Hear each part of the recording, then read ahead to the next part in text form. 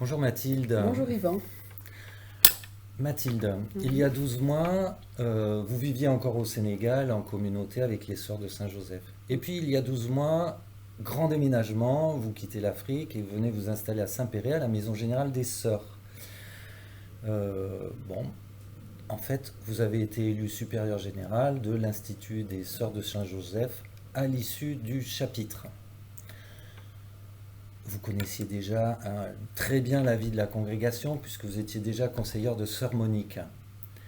Vous aviez quelques échos un peu lointains de la vie de la tutelle scolaire, mais vous ne connaissiez que la pointe de l'iceberg et vous ne saviez pas trop ce que ça impliquait qu'être supérieur général et autorité de tutelle. Un an après, Mathilde, est-ce que vous pourriez nous faire, s'il vous plaît, un petit rapport d'étonnement sur ce que vous avez découvert au sein de la tutelle scolaire? Alors Yvan, je peux dire qu'effectivement, en effet, euh, j'avais un peu entendu parler de la tutelle scolaire, mais effectivement, je suis entrée dans un monde que je ne connaissais pas. Alors, mais comme tout élève, je peux dire que j'ai fait mon entrée, j'ai eu la chance de trouver des bons professeurs autour de moi. Je suis rentrée donc dans ce monde que j'avais à découvrir, avec dans mon cartable euh, différentes choses qui m'ont aidée, éclairée. La première, je suis partie avec d'abord une gratitude pour tous ceux et celles qui ont mis en œuvre petit à petit voilà, le réseau Saint-Joseph. Je suis partie aussi avec des paroles fortes que j'avais entendues de laïcs engagés dans la tutelle scolaire et qui étaient venus travailler avec nous durant le chapitre autour du thème Une église pauvre pour les pauvres. Je suis partie, un peu avec aussi dans mon cartable comme boussole, la recommandation que le chapitre a faite donc au conseil de la congrégation et donc à moi-même comme autorité de tutelle, une recommandation qui confirme l'engagement de la congrégation dans la tutelle scolaire, dans son accompagnement. Donc, si je vous saisis bien, vous prenez votre cartable, vous prenez votre boussole. Ce qui est important, c'est la rencontre avec de bons professeurs. Tout à fait. Ça c'est important. Mais il n'empêche que vous vous mettez en chemin. Et en chemin, qui est-ce que vous allez rencontrer? En chemin, sur le chemin de la tutelle scolaire. Alors, j'ai eu la chance de rencontrer déjà dans cette première année euh, les différents acteurs de la tutelle scolaire. J'ai eu la chance de participer à une visite de tutelle à l'école du Sacré-Cœur de Lezoux, de visiter des écoles en Haute-Loire, en Ardèche. J'ai eu la chance de participer aussi aux 2 conseils de tutelle qui ont eu lieu.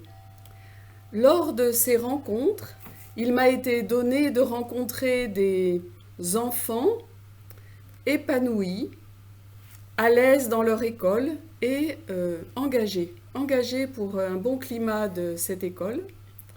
J'ai rencontré aussi des équipes éducatives qui pour moi étaient vraiment passionnées, engagées et exigeantes. Des administrateurs, à la fois bénévoles et puis salariés, et des délégués de tutelle avec qui j'ai plus à travailler de manière régulière, qui, pour moi, sont vraiment témoins d'un engagement humble et fidèle au service des établissements de la tutelle et de l'accompagnement de ces établissements.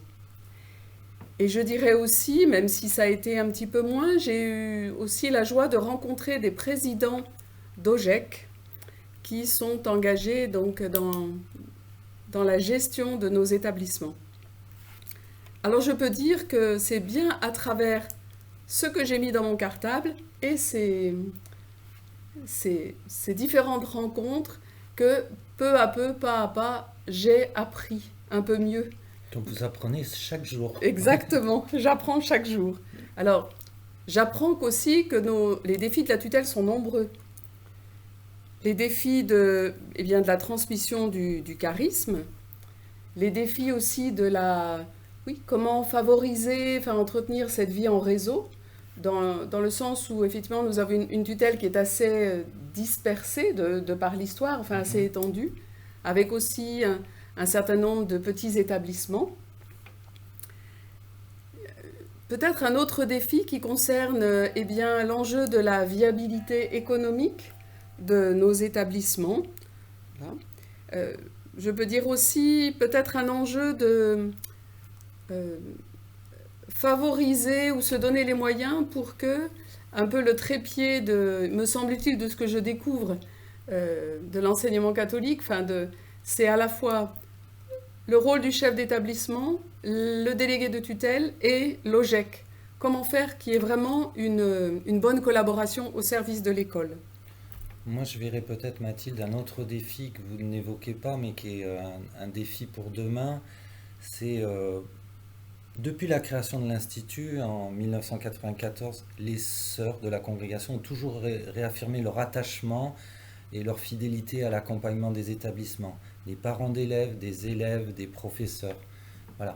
Cependant, en 1994, il y avait de très nombreuses communautés de sœurs à proximité des écoles.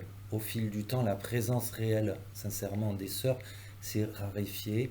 Et peut-être que le lien s'est distendu, et peut-être qu'il y a une partie du lien qui s'est rompue. C'est peut-être un peu rude, mais comment est-ce qu'on pourrait renouer ce dialogue? Il existe, mais comment est-ce qu'il pourrait se resolidifier, se devenir de nouveau solide, tangible, pour faire souffler le charisme? Alors, en effet, Yvan, je peux dire les élèves et puis les différents acteurs de l'école ne rencontrent plus aujourd'hui des sœurs, Rarement. Voilà, ou rarement, effectivement, c'est notre réalité. Mais je dirais que d'une certaine manière, le dialogue, même si effectivement il est plus ténu, il ne s'est pas interrompu. Et pour moi, il se fait déjà dans ce qui a été transmis du charisme et qui continue à se vivre. Et c'est bien ça qui nous est commun, qui permet le dialogue. J'ai par exemple été touchée d'entendre des équipes éducatives, en parlant de leur école, dire « il y a une âme ici ». Et c'est une interrogation pour moi de réaliser à la fois que finalement, est-ce que dans la société, il y a tant de lieux où nous pouvons dire cela? Et la responsabilité qui nous est confiée, c'est comment faire en sorte que cette âme, elle continue à exister et à se déployer pour le bien-être des enfants d'abord. Alors, je me suis aussi réjouie de voir des sœurs participer à des rencontres dans les écoles à l'occasion de la fête Saint-Joseph au collège Notre-Dame d'Annonay. À l'occasion d'une pré-rentrée à Asnières la semaine prochaine, une de nos sœurs va venir parler du charisme, de l'orientation. C'est bien ça, il me semble. Oui, c'est bien ça, sœur Mathilde. Et il y a eu aussi des délégués de tutelle et des équipes éducatives qui ont participé à une journée au mois de juin sur le charisme, proposée par la congrégation. Et le dernier point que je dirais, c'est qu'il me semble que le dialogue, il se fait aussi par les mots de l'orientation, des mots comme bienveillance, cordiale charité, simplicité, communion, que j'ai eu la joie de retrouver par exemple dans des projets pastoraux, dans des vidéos de présentation de telle ou telle école.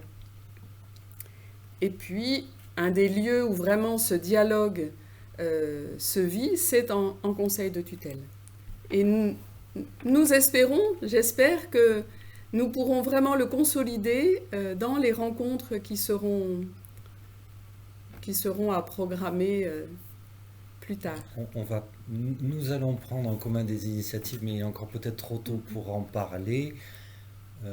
L'année passée a été vraiment difficile pour les établissements. Ils ont connu le Covid-19, il y a le spectre de la guerre qui n'est pas si loin que ça, il y a eu un été brûlant. On se dit, est-ce qu'on va avoir enfin un automne en pente douce? J'ai entendu le mot espérance tout à l'heure dans vos paroles. Nous avons envie de partager ce qui était dans l'orientation du chapitre, c'est-à-dire là où nous sommes, chacun d'entre nous est capable d'être terre, semence, semeur et moissonneurs. Comment ensemble, laïcs et sœurs, vous pourriez nous aider à tracer un premier sillon d'espérance pour l'année à venir? Là, dans les jours qui viennent, ça va être la rentrée. Aidez-nous un petit peu sur ce sillon à creuser. Alors, ce sillon à creuser, je dirais il est déjà là, hein. Il y a déjà voilà, quelque chose de ce sillon d'espérance, hein, qui existe déjà, qui est déjà là. Si j'avais à prendre dans l'orientation quelques phrases que nous pourrions effectivement planter comme des graines pour, pour ouvrir pour ouvrir ou pour creuser ce sillon d'espérance, je reprendrai l'invitation qui nous appelle à nous mettre à l'école des plus petits. Je reprendrai aussi cette autre phrase, « Rien n'est trop petit pour Dieu. Offrons ce que nous sommes et ce que nous pouvons faire », qui pour moi est à la fois une parole qui s'adresse à tous, qui peut nous être proposée à tous, et qui nous invite à nous ancrer dans la réalité d'aujourd'hui, là où nous sommes, et de voir ce que nous pouvons faire là où nous sommes, sans rêver d'ailleurs, et en même temps qui peut ouvrir un chemin d'espérance et de créativité. Et peut-être alors c'est plus une attitude pour moi qui me paraît importante, c'est favoriser ou désirer que tous puissent trouver l'occasion d'une rencontre personnelle avec le Christ. Le Christ qui est chemin vers le Père et chemin vers les frères. Je retiendrai bien cette modestie que je reconnais bien dans cette invitation. Offrons ce que nous sommes et ce que nous pouvons faire. Tout le monde peut se saisir de cette occasion d'offrir quelque chose. Rien n'est trop petit pour Dieu. Merci. Je vais vous laisser le mot de la fin, Mathilde, pour Merci. les établissements. Merci Yvan. Alors le mot de la fin, il sera comme une demande à faire au Seigneur, une demande qu'il bénisse cette rentrée 2022 et chacun de ceux et celles qui vont la vivre. Bénir dans le sens de vouloir du bien, dire du bien. Alors, bonne rentrée. Merci, à très bientôt. Au revoir. Au revoir.